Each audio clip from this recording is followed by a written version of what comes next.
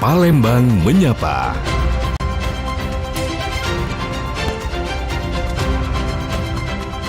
Palembang Menyapa. Terima kasih pendengar, Anda masih bersama kami di Pro 1 RRI Palembang, kanal informasi dan inspirasi di menit ke-7 lepas dari pukul 8 pagi waktu Indonesia Barat. Saatnya kami hadirkan dialog interaktif Palembang Menyapa untuk edisi pagi ini, Kamis 25 Juni 2026, terkait topik generasi sehat tanpa narkoba menuju Indonesia Emas tahun 2045. Pendengar, sebelum itu kami informasikan untuk Anda, peringatan Hari Anti Narkoba Internasional atau HANI jatuh pada tanggal 26 Juni setiap tahunnya. Di Indonesia tentunya momen ini sangat diperingati oleh BNN dan juga berbagai instansi untuk menyatukan komitmen global dalam memberantas penyalahgunaan narkoba serta meningkatkan kesadaran masyarakat. Jadi sebagai bentuk keprihatinan sekaligus juga kepedulian dunia terhadap ancaman narkotika yang dapat merusak kesehatan dan juga tatanan sosial serta ketahanan suatu negara. Pendengar, tahun 2045 nanti akan menjadi momentum istimewa bagi Indonesia karena bangsa ini nantinya akan memasuki usia 1 abad kemerdekaan. Jadi visi Indonesia Emas 2045 menargetkan lahirnya generasi yang unggul, berdaya saing, sehat, cerdas, dan juga berkarakter kuat. Namun cita-cita tersebut juga tentunya tidak dapat terwujud tanpa adanya generasi muda yang terbebas dari ancaman penyalahgunaan narkoba. Jadi narkoba ini merupakan salah satu tantangan serius yang dapat merusak kualitas sumber daya manusia. Jadi dampaknya juga tidak hanya mengganggu kesehatan fisik dan juga mental, tetapi juga menghambat pendidikan, produktivitas, serta masa depan generasi penerus bangsa. Jadi pendengar, oleh karena itu upaya pencegahan dan juga edukasi mengenai bahaya narkoba harus terus dilakukan secara berkelanjutan melalui peran keluarga, sekolah, pemerintah, dan juga seluruh elemen masyarakat. Mewujudkan generasi sehat tanpa narkoba bukan hanya tanggung jawab individu, tetapi melainkan gerakan bersama untuk menjaga masa depan dengan membangun kesadaran, memperkuat karakter, serta mengarahkan generasi muda pada kegiatan yang positif, produktif, dan juga kita bisa menyiapkan fondasi untuk menuju Indonesia Emas 2045. Pendengar, semuanya akan kita bahas lebih lanjut dalam dialog interaktif Palembang Menyapa dengan topik generasi sehat tanpa narkoba menuju Indonesia Emas 2045. Akan membersamai kita langsung di studio Pro 1 RRI Palembang dari Direktur Reserse Narkoba Polda Sumatera Selatan, Kombes Pol Yulian Perdana SIK, dan juga nanti akan membersamai kita juga Kepala BNN Provinsi Sumatera Selatan, Brigjen Pol Hisar Sialagan SIK. Sudah hadir membersamai kita langsung di studio Pro 1 RRI Palembang. Kita sapa terlebih dahulu dari Direktur Reserse Narkoba Polda Sumatera Selatan. Selamat pagi Pak Yulian. Selamat pagi Mas Billy. Selamat pagi kembali. Gimana Pak kabarnya pagi ini? Alhamdulillah. Meskipun hujan tapi tetap semangat. Hujan, tapi sepertinya OTW-nya tidak terlalu jauh Pak ya? Iya. Dari RRI. Depan Polda. Oke, baik. Kita juga masih menantikan kehadiran dari Pak Hizar Pak ya? Iya. Oke, sembari kita menantikan kehadiran dari Pak Hizar, kita tanya terlebih dahulu Pak Yulian saat ini lagi sibuk apa Pak akhir-akhir ini? Kurang lebih 2 hari berturut-turut ini kita melaksanakan kegiatan penindakan narkotika. Ini ada di TKP di Palembang maupun di Musi Banyuasin, di mana kurang lebih ada 11.344 butir dan 1,5 kilo sabu. Itu ada 3 tempat, itu jalur dari jaringan internasional. Kemudian yang kedua kemarin 6.000 butir dan 150 paket pis etomidate ya, kalau sekarang di kalangan masyarakat disebut vape getar gitu ya, pot getar ya. Namun di satu sisi juga kita juga melaksanakan kegiatan edukasi di sekolah, kemudian di beberapa forum-forum informal dan formal seperti itu. Oke, baik. Pak Yulian, Pak Yulian, terkait topik kita di kesempatan pagi hari ini mengenai generasi sehat tanpa narkoba menuju Indonesia Emas 2045 nanti. Kalau dari Bapak sendiri, untuk melihat kondisi peredaran dan juga penyalahgunaan narkoba di wilayah saat ini, khususnya melibatkan generasi muda, Pak, ini gimana, Pak? Iya, ini menarik sekali, Mas Fili. Jadi data kami ya, kalau tahun 2025 dari kami melihat secara umum ya, Ini kalau generasi muda berarti saya asumsikan usia sekolah sampai dengan mahasiswa gitu ya. Gen Z Pak ya? Gen Z ya. Nah, data di kami ini bahwa ada peningkatan sebesar 2,5% dari jumlah tersangka, baik itu kasus tindak pidana umum atau terkait dengan tindak pidana PPA PPO ya, perempuan dan anak maupun narkotika. Kami mencatat ada kurang lebih 11.000 orang anak yang berhadapan dengan hukum, baik itu sebagai pelaku maupun sebagai korban. Nah, di sini ada benang merahnya ternyata. Anak-anak yang terlibat kasus kekerasan, saya ambil pertama kekerasan yang mendominasi ya. Yang kedua itu asusila, dan yang ketiga adalah narkoba. Ada persamaan dari generasi muda yang terlibat sebagai pelaku maupun korban. Yang pertama adalah mereka tidak memiliki bonding yang kuat dengan orang tuanya. Jadi yang melakukan kekerasan maupun korbannya, yang melakukan pelaku asusila, pelaku maupun korbannya, terutama narkoba, itu adalah orang-orang yang tidak dekat dengan anak-anak yang tidak dekat dengan orang tuanya. Itu yang pertama. Yang kedua adalah kurangnya edukasi atau sosialisasi. Nah ini baik itu pelaku kekerasan, pelaku narkoba maupun korbannya adalah orang-orang atau anak-anak yang tidak dekat dengan keluarganya, orang tuanya, dan kurang mendapatkan edukasi. Nah nanti ini selamat datang Pak Kepala BNNP. Beliau ini luar biasa, seorang motivator dan edukator juga. Itu ternyata prevalensi kita, nanti beliau mungkin menyampaikan, untuk Sumatera Selatan itu 5-5,2% gitu ya Jenderal kalau nggak salah. Nah itu berarti kan dari 1.000 orang ada 52 pemakai aktif.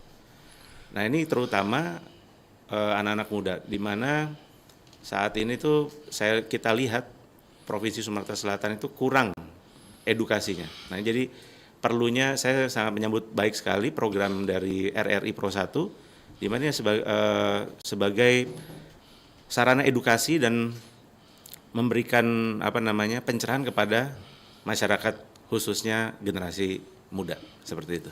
Oke, baik. Kita sapa dulu Pak ya, dari Kepala BNN Provinsi Sumatera Selatan, Brigjen Pol Hisar Sialagan SIK. Selamat pagi Bapak. Selamat pagi Mas. Iya. Gimana Pak tadi menempuh kemacetan? Sepertinya. Mudah-mudahan menandakan ekonomi bagus gitu. Amin. Pergerakannya banyak. Amin. Oke.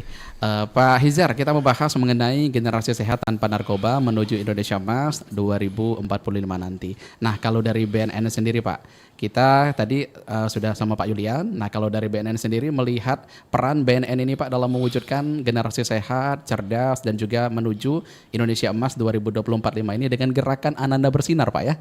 Ini gimana Pak? Gerakan Anda Bersinar ini adalah merupakan akronim atau singkatan yang kita supaya gampang dan kira-kira kita memilih kata Ananda yang bersahabat. Itu singkatan dari Aksi Nasional Anti Narkoba dimulai dari anak. Oke. Ya. Bersinar bersih dari narkoba menuju Indonesia Emas tahun 2045. Makna dari tema tersebut yaitu generasi sehat. Kita ingin anak-anak kita sehat baik jasmani maupun rohani. Dari program-program Pak Presiden Prabowo juga mengutamakan adalah membangun manusia, seperti program-program yang sudah dijalankan. Kita menselaraskan, BNN menselaraskan juga dengan yang merupakan program Bapak Presiden, menciptakan generasi muda kita yang sehat, terutama anak-anak kita. Kemudian generasi cerdas, generasi yang cukup literasi tentang apapun juga, khususnya tentang narkoba. Kemudian generasi yang kuat, generasi yang punya karakter. Kadang-kadang kita Gen Y, Gen Z atau Gen X sering menuduh bahwa Gen Z itu generasi stroberi, lemah, Iya. Mudah FOMO, terpengaruh Pak ya. gampang terpengaruh.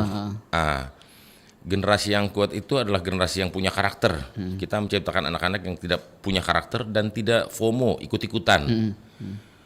Yang ini ikut ini, tak tahu mana yang jelek, mana yang ini, dan punya cara berpikir cerdas tadi, yang punya cara berpikir kritis. Kemudian menuju Indonesia Emas, kita tahu sendiri bahwa 2045 adalah 100 tahun Indonesia merdeka. Disitulah puncak bonus demografi kita. Kalau banyak ekonom bilang nanti Indonesia mencapai puncak di 2035 sampai 2045. Amin. Kemudian nanti bonus demografi itu menurun. Jadi ini pertaruhan, apakah kita bisa mencapai puncak, Indonesia ini bisa mencapai puncak pada saat kondisi demografi Indonesia itu mencapai puncak usia produksi yang tertinggi di 2045. Ini pertaruhan. Kalau enggak kita bisa dapat peluang itu, kemungkinan untuk tahun-tahun berikut agak berat. Mungkin itu, karena itu Kepala BNN RI mengeluarkan program ini dengan tema memilih tahun 2006 ini, seperti yang disampaikan tadi oleh Mas tadi, untuk mendukung apa yang menjadi program nasional. Mungkin. Oke, baik. Nah, kalau untuk terkait penyalahgunaan Pak, kondisi dari kalangan anak remaja ataupun anak muda saat ini dengan penyalahgunaan narkotika di kalangan remaja saat ini sudah sejauh mana Pak, Bapak melihatnya? Nah, ini ada lagi saya tambahkan, kenapa kita memilih program Ananda Bersinar ini. Aksi nasional anti narkoba dimulai dari anak. Karena hasil survei terakhir tahun 2025 untuk pertama kalinya kelompok umur yang paling tinggi prevalensinya itu ada di kelompok umur 15 sampai 25. Sebelum-sebelumnya hasil survei semenjak survei dilakukan BNN berdiri dari tahun 2010 sampai 2023 terakhir, itu kelompok umur yang paling tinggi prevalensinya ada di 24 sampai 49. Kalau 24 sampai 49 paling tinggi pecandunya mungkin bisa kita jawab. Karena kelompok umur itu kelompok usia pekerja yang punya kemampuan daya beli, yang punya penghasilan. Tetapi hasil survei terakhir tahun 2025 ini yang sangat mengkhawatirkan kita. Pengguna narkoba semakin muda. Kalau kita bicara 15 sampai 25 berarti anak SMA dan mahasiswa tingkat akhir atau awal-awal orang bekerja. Karena itulah Pak Kepala BNRI mencanangkan program Ananda Bersinar. Kita harus perkuat anak-anak kita karena usia pengguna narkoba semakin muda. Jadi ini kalau kita bisa artikan apakah ini bentuk kegagalan? Oke, kita harus bilang kalau ini kegagalan kita bersama. Iya. Ini kegagalan kita, kegagalan generasi. Mungkin kalau anak-anak generasi usia 15 dan 24 mungkin ya dosa orang tuanya Gen X dan Gen Y. Jadi saya kadang-kadang menyalahkan Gen Z, Gen milenial, padahal itu sebenarnya kesalahan generasi sebelumnya yang sebenarnya mereka merupakan anak-anak dari generasi Y dan generasi X. Itu awal kenapa Ananda Bersinar itu digelorakan, Pak. Iya. Oke. Nah, kita ke Pak Yulian.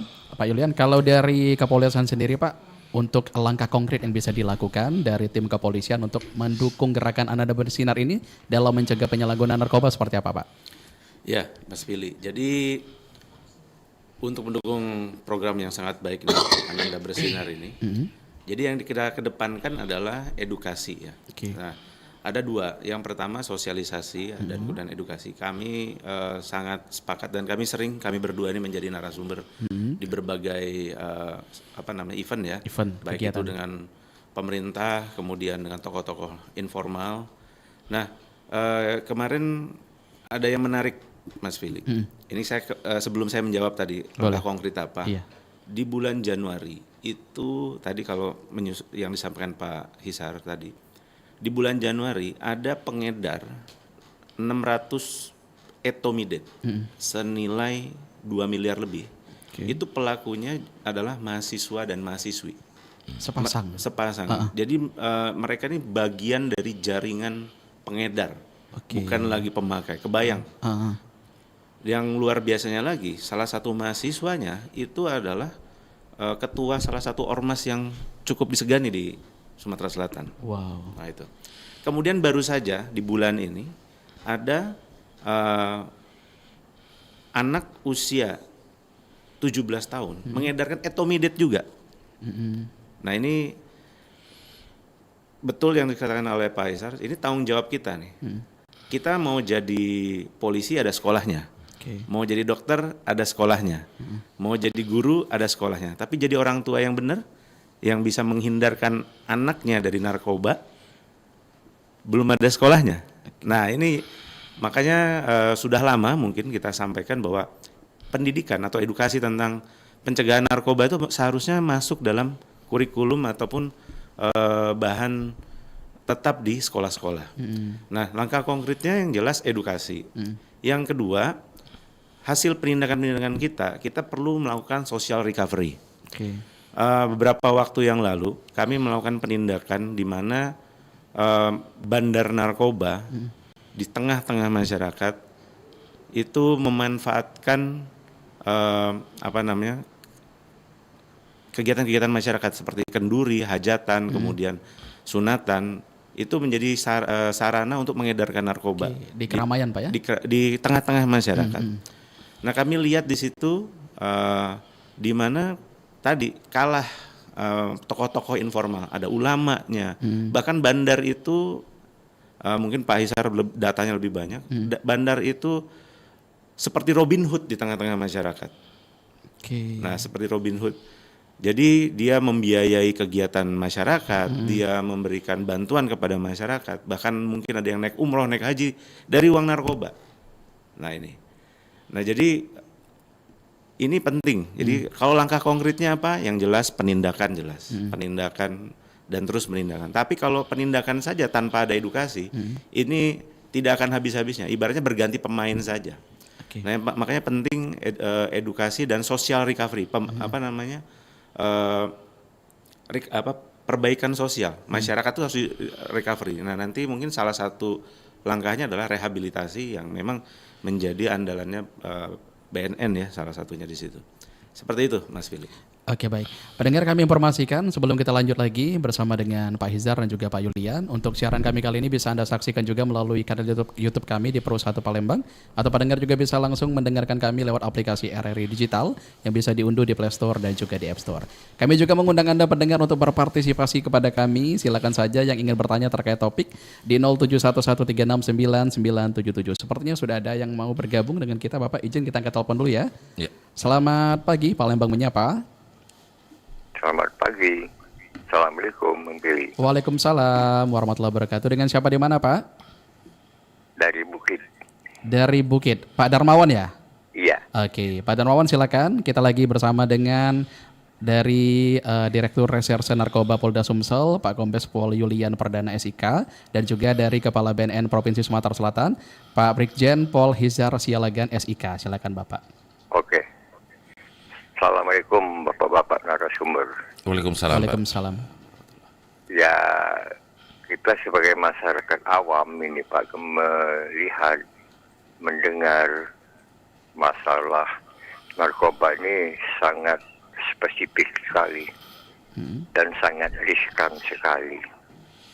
Karena kan dari tahun ke tahun kok narkoba ini tidak habis-habisnya. Bahkan sekarang ini kami melihat sebagai masyarakat awam telah menjalar ke pelosok daerah. Masuk barang ini dari perairan maupun dari darat.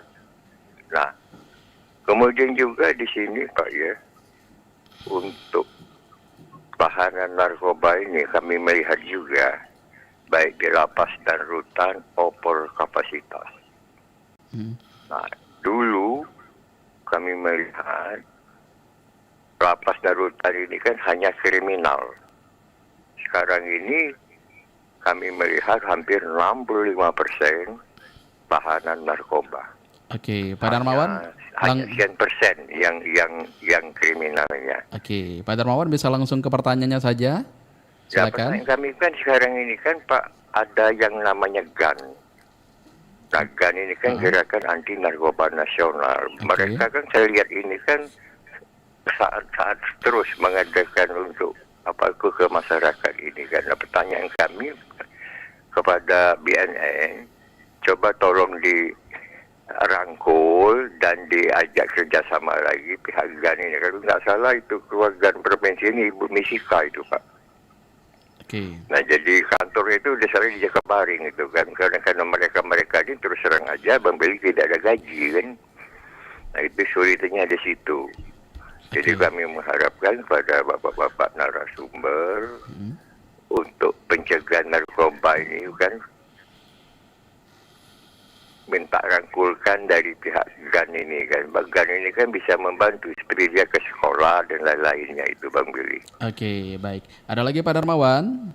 Ya itu aja, semoga pada bapak narasumber kita doakan sehat selalu. Amin. Dan pemberantasan narkoba bisa semaksimal mungkin. Oke. Nah, ini menyangkut masyarakat untuk ke masa depan Bang Billy. Regenerasinya kan.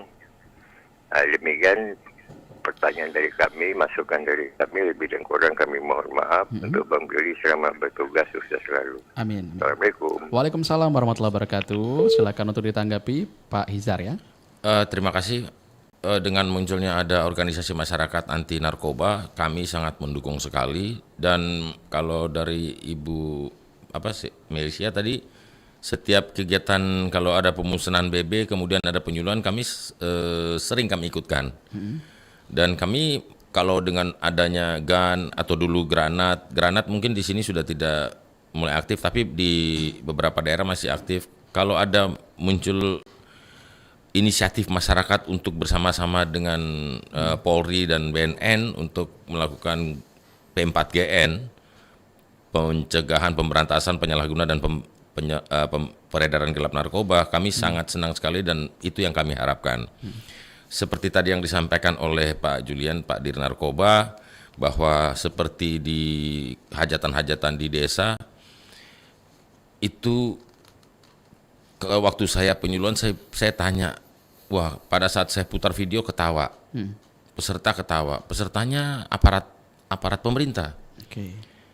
Saya putar lagi video ketawa, sampai 4 video semuanya ketawa. Saya bilang mungkin respon kita ketawa itu yang salah. Seharusnya kita marah, dan tidak ada yang marah. Saya bilang, tidak ada yang merasa khawatir. Di hajatan itu saya bertanya, di mana tokoh agamanya? Di mana tokoh pemudanya? Di mana tokoh masyarakatnya? Di suatu kampung yang sudah rusak dan beredar narkoba, itu akan mengalami kerusakan sosial. Itu makanya dibilang social recovery. Tokoh-tokoh pemimpin formal di desa itu atau pemukiman itu sudah tidak dianggap lagi. Tokoh agama sudah dianggap lagi.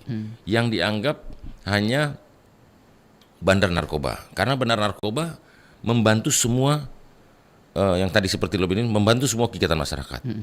Ada 17-an dia bantu. Nah, masyarakat harus care dan menilai itu. Salah satu yang tadi bilang menciptakan masyarakat cerdas harus punya kritis, jangan cuman pragmatis menerima sesuatu. Ada sesuatu, tidak ada, kalau kita bilang tidak ada makan siang gratis. Tidak ada makan siang gratis. Harusnya kritis pada saat kita menangkap, mungkin kalau pemirsa pendengar sekalian tahu bagaimana kita menangkap yang di Tulung Selapan Istana itu, kita diserang luar biasa. Karena di sana dia dikenal dengan orang baik dan dermawan. Tetapi ini sudah sampai sidang penuntutan dan tinggal pembacaan vonisnya, kita tunggu. Kira-kira itu yang, dan setiap inisiatif masyarakat dan gerakan masyarakat anti narkoba kita selalu mendukung dan kita rangkul. Demikian Pak Darmawan. Terima kasih Pak Darmawan. Oke, baik. Pak, kita ke pertanyaan dari live chat komentar YouTube ya. Ya, silakan Pak. Iya, izin bertanya Pak, katanya dari Gea Widianti. Pak, rehabilitasi narkoba gratis atau bayar Pak? Ya. Oke. Terima kasih Mas atau Mbak Gea. Mbak Gea. Ada 3 total dari prevalensi tahun 2005 ada sekitar 4,1 juta pecandu di Indonesia. Kalau di Sumatera Selatan dengan prevalensi 5% dikalikan dengan 8,9 juta penduduk Sumatera Selatan, jumlahnya ada 450.000 pecandu narkoba. Kalau itu ditanggung oleh pemerintah, semuanya saya rasa pemerintah tidak punya cukup anggaran, tetapi pemerintah tetap memberi anggaran untuk rehab secara gratis kepada yang tidak mampu. Di BNN rehabnya gratis, baik yang rawat inap maupun rawat jalan. Jadi setiap kalau pecandu itu datang, yang kita lakukan adalah keluarga pecandu membawa keluarganya untuk mau direhab. Langkah pertama kita lakukan asesmen dulu. Kita asesmen, kita kategorikan dia kecanduan ringan, sedang atau berat. Kalau dia kecanduan ringan dan sedang, itu tidak perlu rawat inap. Dia cukup rawat jalan saja. Nanti konselor akan membuat jadwal untuk setiap minggu 2 kali, apa 3 kali, atau nanti makin seminggu sekali untuk melakukan konseling rawat jalan. Jadi untuk yang ringan dan sedang cukup rawat jalan, itu gratis di BNN. Oke. Ya. Kalau untuk rawat inap gratis juga di BNN, tapi di BNN Sumsel tidak ada. Kita akan merujuk ke Kalianda atau ke Lido. Oke. Di situ ada rehab BNN dan itu gratis. Cuman karena keterbatasan tempat tidur, kadang antri bisa sebulan, bisa 2 bulan, gitu. Tetapi bisa kita bantu salurkan ke Rumah Sakit Ernaldi. Oke, bisa dikondisikan Pak? Ya, bisa dikondisikan. Di situ juga ada anggaran dari Kemenkes bagi yang tidak mampu, sistem rimbes. Nah, ini kadang-kadang begini Mas, waktu beli narkoba mampu, waktu rehab tidak mampu. Iya. Nah itu, tapi nggak apa-apa lah. Seseorang masyarakat yang mau rehab aja sudah bagus. Karena kalau lahir dari dirinya secara mau rehab secara volunteer, bukan karena ditangkap sama Pak Julian atau BNN gitu ya, itu kadang-kadang efektivitas rehabnya kurang. Karena dia rehab karena ketangkep. Bukan dari hati Bukan Pak, dari hati Pak, gitu. Kalau memang dia sudah datang karena kerelaan dia, itu sudah menang 50% itu. Oke. Iya. Akan jauh lebih maksimal Dan Pak ya. di sini ada sekitar 18 panti rehab swasta, lembaga rehab swasta yang kita bina, yang berbayar. Jadi kalau mau yang pemerintah ada Rumah Sakit Ernaldi, ada BNN. Kalau yang berbayar juga malu-malu mungkin saya rehab sendiri, ada yang berbayar. Silakan berkomunikasi dengan BNN, nanti diarahkan mana yang paling dekat dengan tempat tinggalnya. Demikian Mas. Oke, berarti semuanya sudah dipermudah semua Pak ya? Siap. Oke, Pak izin kita angkat telepon lagi, sepertinya ramai ini dari 0711369977. Selamat pagi, Palembang menyapa. Selamat pagi, Dengan siapa di mana? dari Faiza di Kalidoni. Mbak Faiza di Kalidoni. Silakan Mbak Faiza. Ya, selamat pagi Bapak. Selamat pagi Faisa. Gini Bapak, saat ini kan kalau banyak remaja saat ini kan yang mencoba narkoba karena pengaruh lingkungan dan juga pergaulan nih Pak. Terus kalau kita sebagai orang tua, sebagai kakaknya ini bagaimana sih cara membangun lingkungan pertemanan mereka nih agar sehat dan saling mengingatkan nih agar terhindar dari narkoba gitu Pak. Terus jika ada keluarga nih Pak atau anggota keluarga kita yang diduga menjadi korban penyalahgunaan narkoba, langkah pertama yang harus kita lakukan agar mereka itu dapat bantuan gitu Pak, gimana? Terus tanpa takut dikucilkan gitu Pak. Ya. Oke. Itu aja. Oke, terima kasih Mbak Faiza di Kalidoni ya. Iya. Baik, silakan Bapak untuk ditanggapi. Ya, memang keluarga sebagai peranata sosial terkecil dalam masyarakat itu yang memegang kunci utama. Jadi kalau saya ya mungkin berbagi ilmu sebagai orang tua lah. Kalau saya orang tua, ayah dan ibu, mudah-mudahan keluarga masih tetap bisa utuh ya. Artinya anak itu harus punya sosok seorang bapak dan harus punya sosok seorang ibu yang dia miliki. Kita juga makanya kita menggandeng BPKBN. BPKBN itu punya program yang sangat bagus, Gati. gerakan Ayah Teladan Indonesia yang mengantar anak ke sekolah. Itu sebenarnya untuk menciptakan ikatan social bond dari anak, terutama anak laki-laki. Kadang-kadang bapak-bapak ini anak serahin ke ibunya, padahal seorang anak membutuhkan seorang ayah juga gitu. Nah, gerakan BPKBN kita sinkronkan dengan kegiatan masyarakat, karena kalau di keluarga itu sudah menang gitu, udah menang, itu sudah sebagian kita sudah memenangkan peran. Anak-anak sekarang, kalau saya bilang ke Mbak Fauzia, Bu Fauzia, kalau kita mendidik anak kita dengan bagaimana orang tua kita mendidik kita, itu dipastikan kemungkinan besar tidak akan berhasil. Karena apa yang dihadapi kita zaman dulu dengan dihadapi anak-anak kita itu sangat berbeda. Anak-anak kita itu adalah digital native. Dari lahir mereka sudah akrab dengan digital. Informasi yang masuk ke kepala mereka sudah kita tidak bisa bendung. Yang bisa kita lakukan adalah kita harus menjadikan di kepala anak kita hero nomor 1 adalah bapak dan ibunya. Apa bisa bapak nomor 1, ibu nomor 2, atau ibu nomor 1, terserah. Tetapi kalau misalnya ada persoalan, dia akan nyari bapaknya dan ibunya. Dan tempat terindah di dunia ini adalah di rumahnya. Jadikan rumah itu betul-betul tempat yang paling nyaman buat anak kita. Kemudian jadikan kita sebagai orang tua adalah tempat diskusi yang baik, tempat berlindung yang baik, tempat yang nyaman buat dia. Tidak boleh ada orang lain. Itu. Kalau itu sudah bisa kita wujudkan, kita sudah dapat itu. Kita udah bisa menjamin. Tandanya cuma gampang. Kalau misalnya sudah mulai remaja, ajak tanda bahwa kita bisa sudah mendekati itu, ajak anak kita diskusi. Kalau dia bisa bertahan 10 menit, setengah jam, bahkan dia menikmati diskusi dengan bapak ibunya, itu berarti sudah berhasil. Tapi kalau baru 1 menit, 2 menit, langsung pergi, itu alarm bahaya, hati-hati. Berarti bapak ibu bukan teman diskusi yang menyenangkan buat anak bapak ibu. Sama dengan pulang sekolah, langsung dia di kamar, dia menikmati kamarnya, dia menikmati rumahnya. Oh, berarti rumahnya nyaman buat dia. Tapi kalau pulang sekolah ganti baju, langsung pergi lagi, hitung berapa lama dia di rumah. Itu indikator apakah rumah itu tempat yang nyaman buat dia. Baru nanti kita merangkak ke lingkungan lagi. Tapi perkuat dulu rumah kita sendiri. Itu kira-kira, Pak. Pondasinya di rumah dulu, Pak, ya? Ya, betul.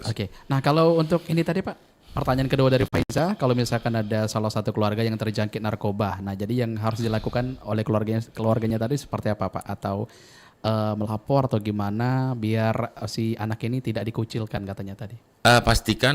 Pastikan dulu kalau memang dia betul-betul kena narkoba, atau kalau enggak ajak dia bawa ke BNN. Ingat, bawa ke BNN kalau itu dirahasiakan. Seorang klien atau pecandu kalau datang ke BNN, identitasnya dirahasiakan. Sangat privasi, Pak, ya? Dia privasi. Tidak dirahasiakan. Kalau kita laporan ke pusat saja, itu pakai inisial.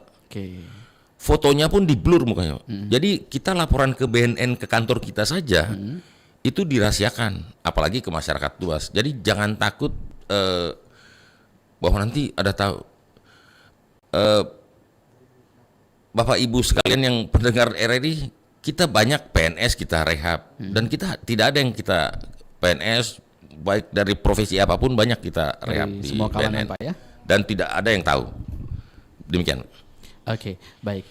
Kita angkat telepon lagi boleh?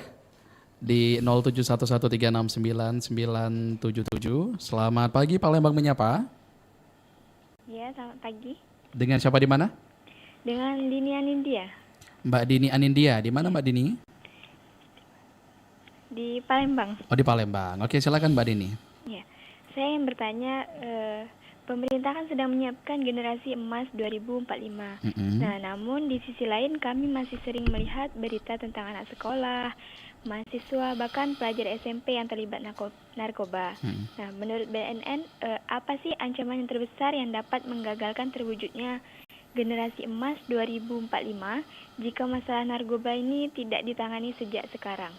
Oke, ini termasuk tantangan Pak ya? Iya. Ya. Oke, ada lagi Mbak Anindya tadi ya?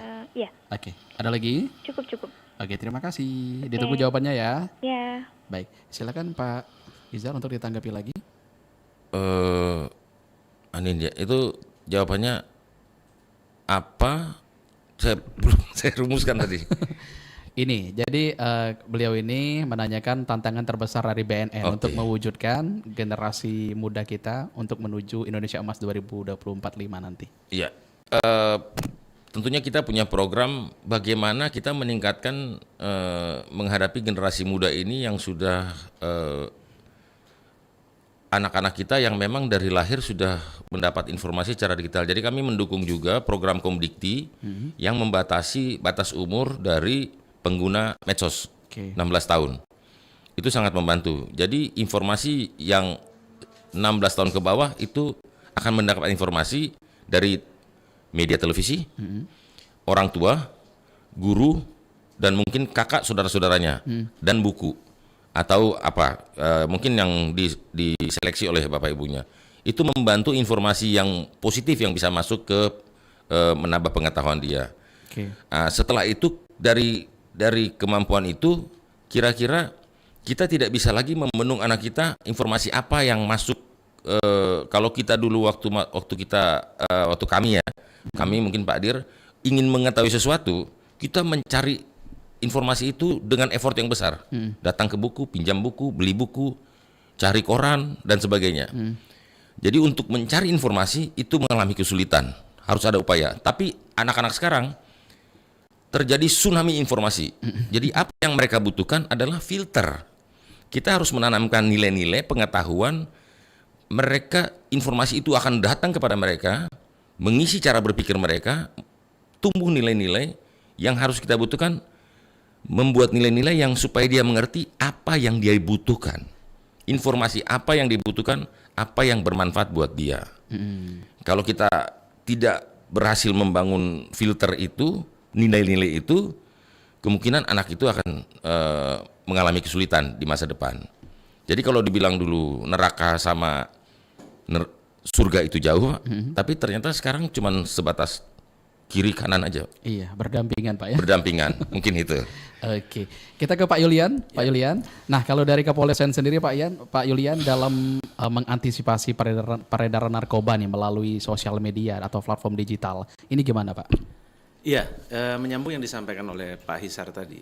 Ya, tadi kan pertanyaannya Mbak siapa tadi? Mbak Dini ya, Iya. anak sekolah. Anindya. Anindya.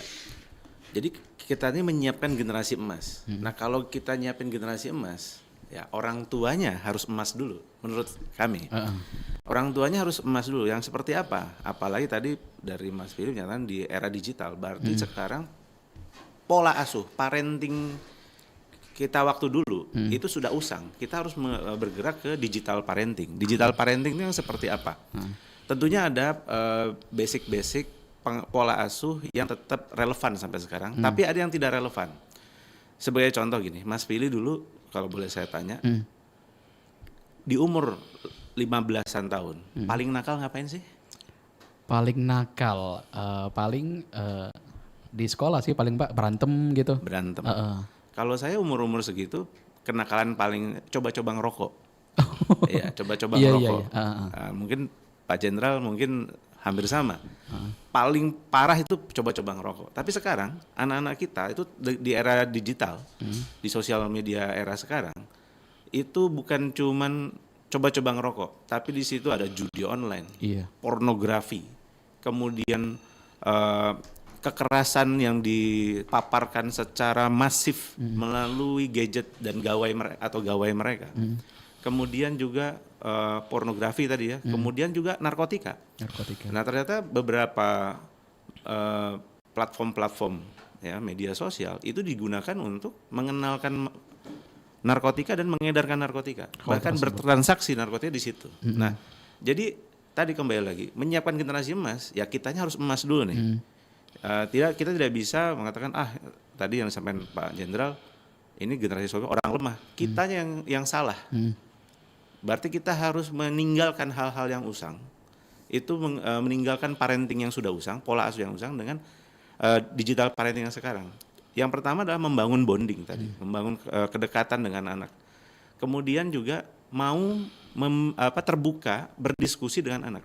Sebagai contoh, seberapa banyak orang tua yang feel free to speak about sex? Berapa banyak orang tua yang mau berbicara dengan santai terbuka tentang seks? Belak-belakan Pak ya. Coba kita dulu mungkin tabu kita bilang seperti itu, ya kan? Nah sekarang kita bicara para orang tua harus feel free talking about drugs, bisa bicara bebas terbuka dengan anaknya tentang narkoba. Seperti apa sih narkoba? Konsekuensinya apa? Berdiskusi seperti itu. Jadi di sosial media itu juga kita harus feel free ngomong itu, berbicara seperti itu. Ada berapa banyak orang tua, pendidik itu yang berbicara terbuka, sehingga anak-anak itu tidak nanya ke bandar, tidak nanya ke temennya yang apa tadi, yang taunya sepotong-sepotong, yang ujung-ujungnya malah nawarin. Nah itu. Nah jadi pihak kepolisian sama dengan BNN, kalau nindak terus nggak akan habis-habisnya. Tetapi kalau membangun kesadaran, kami contoh saja, kita ini kan 5-5,2% prevalensinya, sedangkan Jawa Barat penduduk Indonesia terbanyak 50 juta orang, 1/5 dari Indonesia itu ada di Jawa Barat, tapi prevalensinya mohon izin 2% atau 1%? Nomor 6. Nomor 6. Nomor 6. Sedangkan kita ini penduduk kita tuh lebih sedikit. Berarti kalau kita korelasinya di sana, berarti masyarakat kita kurang teredukasi, kurang literasi kalau saya minjam istilahnya Pak Isar tadi. Nah, itu tadi. Jadi kalau kita menyiapkan generasi emas, berarti orang tuanya harus orang tua emas dulu dengan digital parenting tadi. Bisa berbicara luas, makanya orang tuanya harus punya kapasitas. Ada kata-kata raising children is raising yourself. Kita membesarkan anak itu sama dengan membesarkan kapasitas kita sendiri. Nah, banyak orang tua tidak mau membesarkan kapasitasnya. Kaitannya dengan apa itu kekerasan, apa itu narkoba kepada anak-anaknya. Seperti itu, Mas Philip. Oke, kita ke telepon lagi di 0711369977. Sepertinya ramai ya. Banyak sekali yang tertarik dengan pembahasan kita pagi hari ini. Selamat pagi, Palembang Menyapa. Selamat pagi, Mas. Selamat pagi kembali, dengan siapa di mana? Dari Nadia di Tanjung Lago, Tanjung Api-Api. Mbak Nadia di Tanjung Lago, Tanjung Api-Api. Silakan Mbak Nadia. Gini, Mas. Sejauh mana kondisi penyalahgunaan narkotika di kalangan anak dan remaja saat ini, khususnya di wilayah Sumatera Selatan? Satu lagi, Mas, bagaimana strategis kepolisian dalam mengatasi peredaran narkoba melalui media sosial dan platform digital? Terima kasih, Mas. Iya, sama-sama Mbak Nadia di Tanjung Lago. Ini sepertinya sudah dijawab tadi dari Pak Yulian. Atau boleh Pak disenggol sedikit lagi. Tapi kita ke Pak Izar dulu. Tadi sejauh mana dari tingkat remaja di Sumatera Selatan terhadap peningkatan narkoba ini Pak? Untuk survei di per provinsi itu kita masih tetap pakai data yang tahun 2020 di prevalensi 5%. Kemudian kalau untuk remaja, tadi yang data yang saya sampaikan itu nasional. Nasional saya rasa termasuk Sumsel, bahwa prevalensi tertinggi sekarang ada di angka prevalensi tertinggi 2,8 itu ada di kelompok umur 15 sampai 24. Itulah kondisi, dan ini baru pernah terjadi. Saya pikir dengan prevalensi 5%, Sumsel menyumbang hal itu tinggi. Nomor 1 Sumatera Selatan, dan nomor 2 Sumatera Utara nomor 1 6,5%, nomor 2 Sumatera Selatan. Yang tadi Jawa Barat itu cuma 2, sekian. Di Sulawesi Utara 0,5% prevalensinya. Di provinsi yang paling rendah itu di NTT 0,1% prevalensinya. Jadinya kalau misalnya ada pertanyaan, bisa nggak? Bisa, saudara-saudara kita bisa kok. Kita tinggal mungkin harus ada penelitian, apa sih yang mereka punya, apa yang tidak kita punya. Kalau kita bilang masyarakat Sumatera Utara dan Sumatera Selatan, kalau kita sebutlah tokoh-tokoh nasional, wah itu nggak cukup 1 hari itu.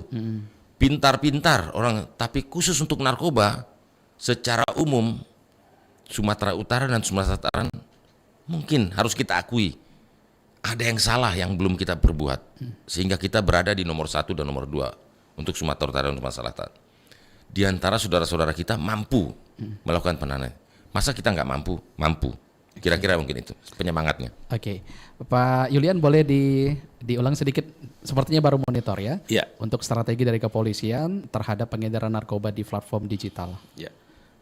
Kalau boleh ini bicara data Pak, semester 2025 itu ada 421 kasus. 521 kasus. Sedangkan semester 2026 kami menindak kurang lebih 943. Jadi hampir 2 kali lipat. Setelah kami mapping di Sumatera Selatan ini, tadi menyambung yang disampaikan Pak Hisar dan ditanyakan oleh Mbak Nadia ya, di Tanjung Lago. Bahwa Sumatera Selatan itu tidak ada wilayah yang rendah dan sedang, yang ada tinggi dan kritis. Itu harus kita akui. Ya. Nah, melalui platform digital tentunya ada 3 strategi. Strategi yang pertama adalah preemptif, preventif yang kedua, dan ketiga adalah penegakan hukum. Nah, preemptif ini yang paling besar, porsinya harus paling besar. Preemptif itu kita melakukan sosialisasi, edukasi melalui platform-platform kita. Kita ada namanya kalau Pak Kapolda, Nyago Sriwijaya, Nyago Sumsel Sriwijaya. Okay. Nah, itu ada di beberapa IG-nya, kemudian di YouTube, Polistub. Nah, ini seperti itu strateginya dalam memberikan preemptif. Preventif juga kita melakukan cyber patrol. Kita bukan hanya Direktorat Reserse Narkoba, tapi juga oleh Dirkrimsus melalui Subdit Siber dan juga Intelkam. Kami kemarin nangkep yang 6.000, kita joint operation dengan Dit Intelkam. Nah, jadi kita lihat bahwa ternyata tadi media sosial itu menjadi sarana peredaran narkotika dan tentunya penegakan hukum. Ya, jadi strateginya 3 itu, preemptif, preventif, dan penegakan hukum. Nah, ini saya kira yang disampaikan oleh Pak Hisar tadi juga sama seperti kami. Demikian. Oke. Pak Yulian dan juga Pak Hisar, nggak terasa ini sudah di 55 menit lepas dari pukul 8. Sangat menarik sekali obrolan kita di kesempatan pagi hari ini. Kita sudah sampai di penghujung obrolan. Tapi sebelum itu, pilih mau tanya dulu ke Pak Yulian terkait harapan nih Pak. Harapan dari kepolisian sendiri tentunya dalam rangka mewujudkan Indonesia Emas 2045 nanti, harapan dari kepolisian terhadap generasi muda terkait upaya perang melawan narkoba ini seperti apa Pak?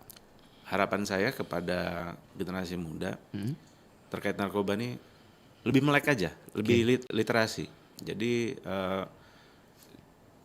mereka harus paham apa itu narkoba, apa efeknya buat mereka.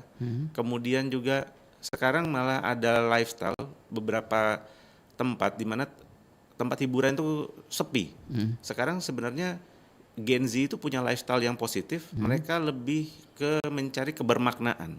Ya, misalnya sekarang banyak klub-klub lari, banyak klub-klub gym, banyak klub art gitu ya. Kalau kita lihat sekarang.